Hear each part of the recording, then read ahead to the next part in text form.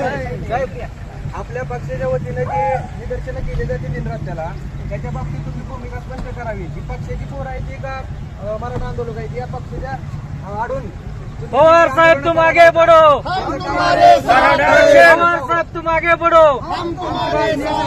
मराठा आरक्षण तुम्ही मराठा आरक्षणाच्या बाबतीत तुम्ही भूमिका स्पष्ट करावी पक्षाची. तुमची आमची मागणी आहे साहेब. पाठिंबा आहे साहेब, तुम्ही पाठिंबाच आहे म्हणता इतके दिवस झालं, पण तुम्ही भूमिका स्पष्ट करत नाही.